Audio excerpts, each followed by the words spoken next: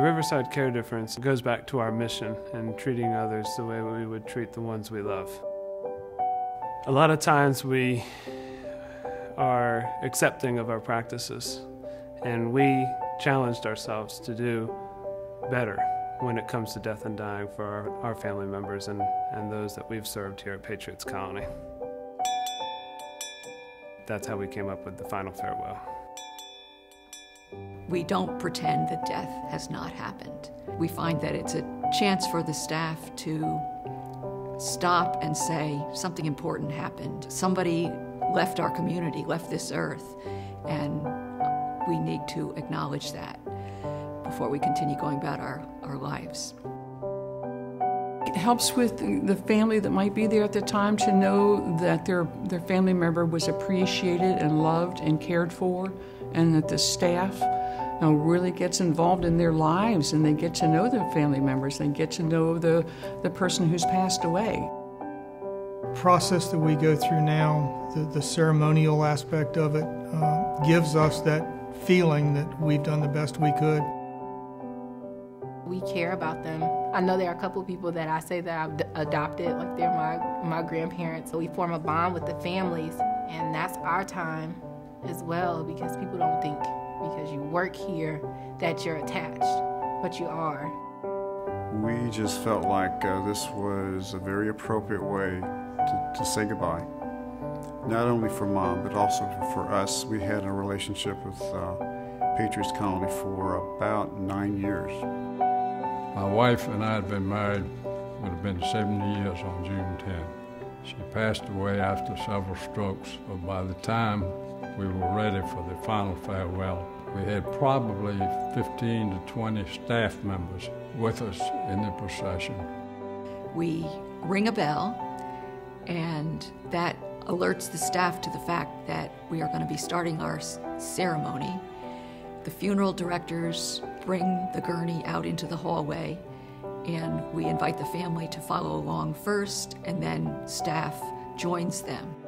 We congregate outside, then a prayer is read.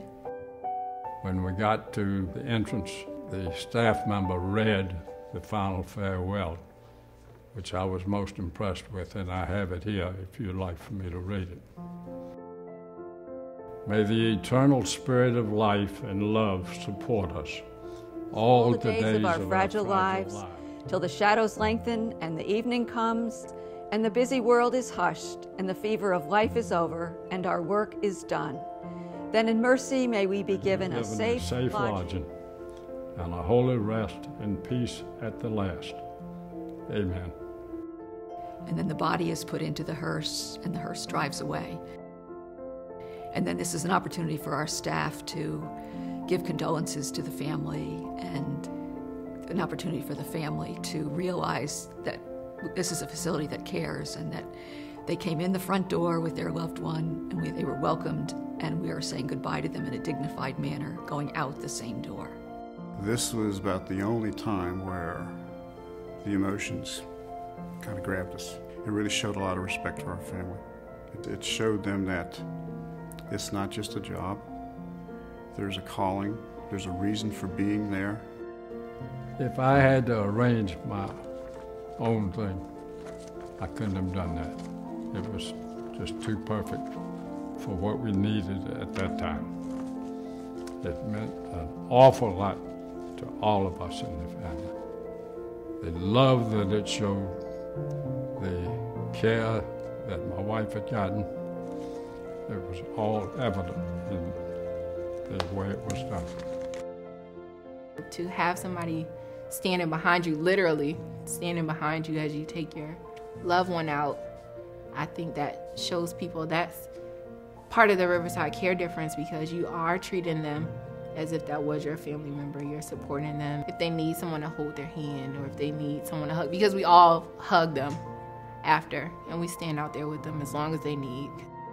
When they're standing out there and the group is there for the final prayer, you see them smiling, you see them crying, you see them very appreciative for what we've done for them here. You need that release. You need that personally for yourself, for the families, for your family, because you take it home. The staff really gets to become friends with them and friends with the family. And when they passed away, there was nothing for the staff to kind of honor them or to have their own little farewell.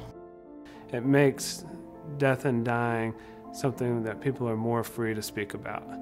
And the more that we're willing to accept that and be open with it, the more that we can make sure that we're respecting the wishes of the individual and the families.